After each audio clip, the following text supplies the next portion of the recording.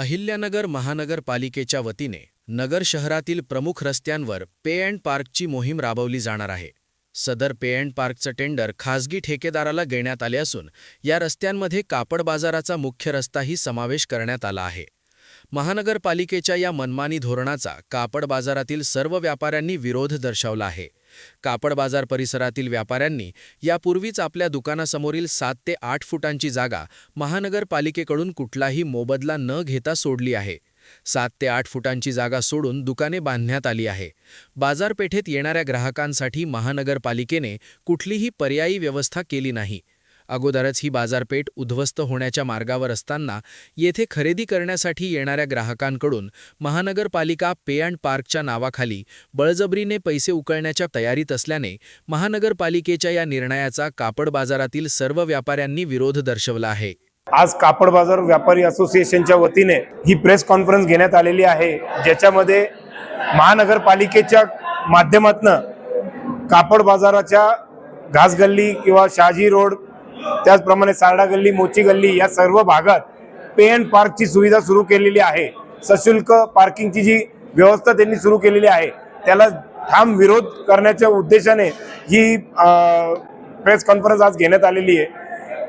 व्यापाऱ्यांचं असं म्हणणं आहे की अशा पद्धतीची सशुल्क पार्किंग व्यवस्था कापड बाजारात करू नये, कारण कापड बाजारात येणारा ग्राहक वर्ग हा मोठ्या प्रमाणावर असतो आणि ते आपली खरेदी करण्याच्या उद्देशाने लहानातल्या लहान वस्तूपासून तर मोठ्यात मोठी वस्तूपर्यंत ते खरेदी करण्यासाठी येतात। अशा वेळेस त्यांना जर का इथं येऊन पार्किंग चार्जेस द्यावे लागले तर निश्चित व्यापाऱ्यांकडे येणारा ग्राहक आपली पाठ फिरवेल आणि आधीच मोडकळीत झालेली जी बाजारपेठ आहे ती पूर्ण उद्ध्वस्त होऊन जाईल। खरं बघायला गेलं तर कापड बाजारात यापूर्वी व्यापाऱ्यांनी आपापली जागा विना मोबदला किंवा अद्यापपर्यंत त्याचा कोणताही मोबदला घेतलेला नाहीये आणि अशा परिस्थितीत त्यांनी आपली कुणी 5 फूट, कुणी 2 फूट, कुणी 7 फूट जागा स्वतःहून सोडलेली आहे आणि तिथं रस्त्याचं रुंदीकरण झालेलं आहे।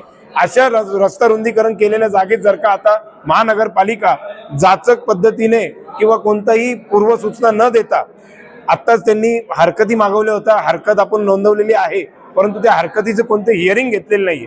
तर हिअरिंग न घेता जर का अशा पद्धतीचे चार्जेस आकारले गेले तर निश्चित ते नियमबाह्यही होणार आहे। म्हणून आमची अशी विनंती आहे की अशा पद्धतीचे कोणतेही पार्किंग चार्जेस त्यांनी कोणत्या ठेकेदाराच्या माध्यमातून किंवा खासगी कंत्राटदाराच्या माध्यमातून आकारू नये, यासाठी आमचा विरोध दर्शवण्याच्या उद्देशाने आजची पत्रकार परिषद एमजी रोड व्यापारी असोसिएशनच्या वतीने घेण्यात आलेली आहे।